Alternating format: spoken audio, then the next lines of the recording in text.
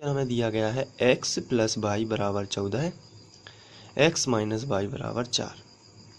तो प्रतिस्थापन विधि को समझने से पहले आपको इसको ऐसा समझना है कि ये किस तरीके से सॉल्व होगा।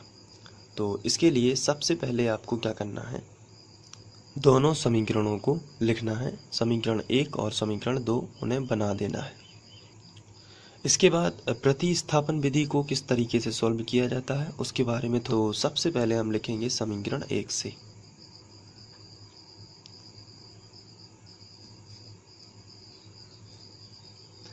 तो समीकरण 1 में यहाँ पर लिखा है x प्लस वाई बराबर 14, तो हम इसको ज्यों का त्यों लिख लेंगे, x प्लस वाई बराबर 14।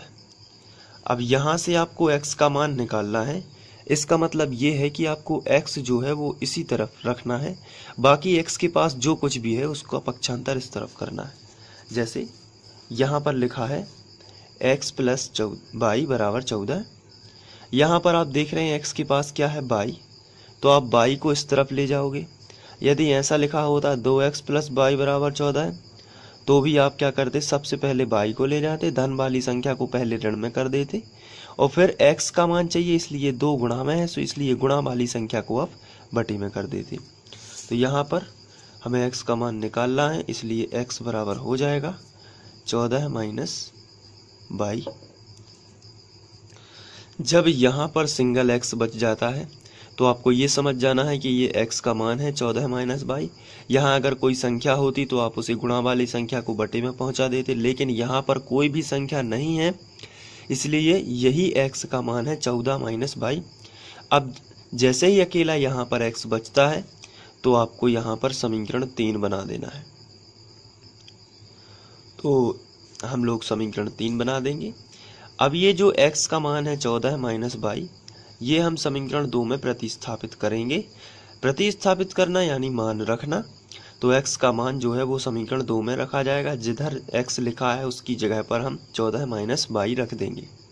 तो यहाँ पर आपको लिखना है x का मान समीकरण 2 में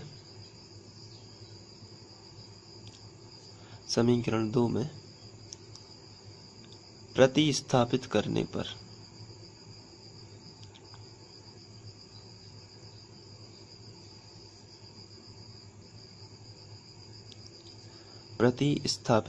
पर चलिए समीकरण 2 हमारा है x माइनस वाई बराबर 4। तो आपको यहाँ पर ध्यान से देखना है, यहाँ लिखा है x, तो मैं आपको सबसे पहले समीकरण 2 लिख के बता रहा हूँ, x माइनस वाई बराबर 4। अब जरा आपको ध्यान से देखना है, यहाँ पर लिखा है x, तो आपको अब x नहीं लिखना है, x की जगह पर लिखना है 14 माइनस वाई।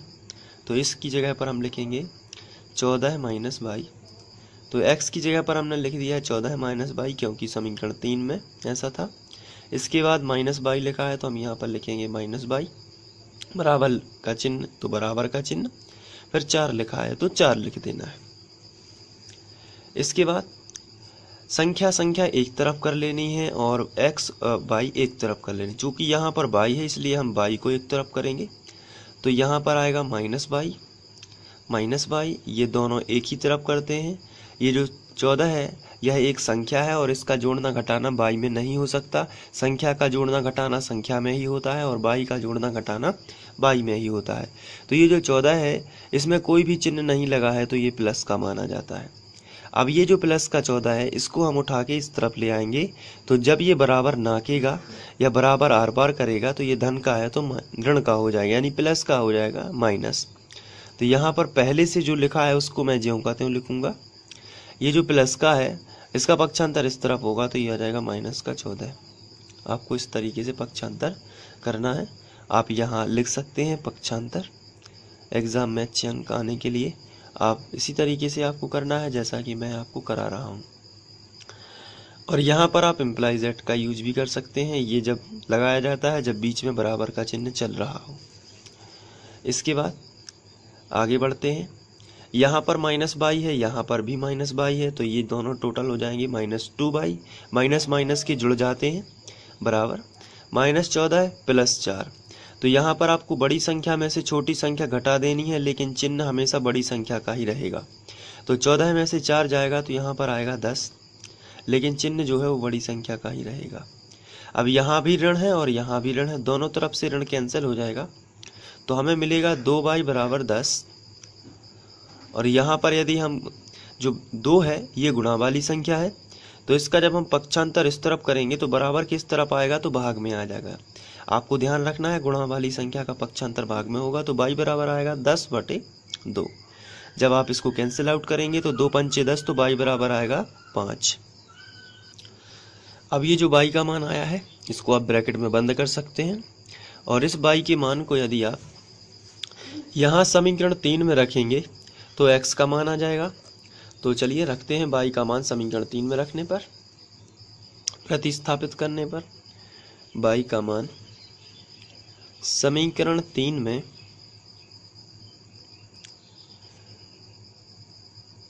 में प्रतिस्थापित करने पर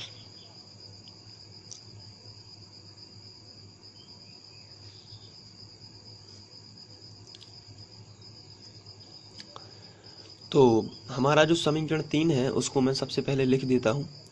x बराबर 14 माइनस y, ये हमारा समीकरण 3 है। अब यहाँ पर हमें y की जगह पर 5 लिखना है, तो चलिए इसको आगे बढ़ा देते हैं।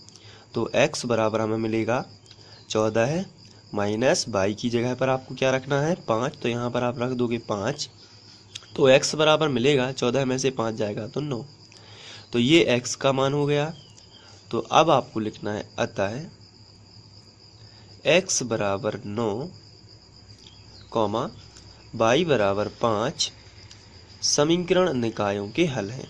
समीकरण निकायों के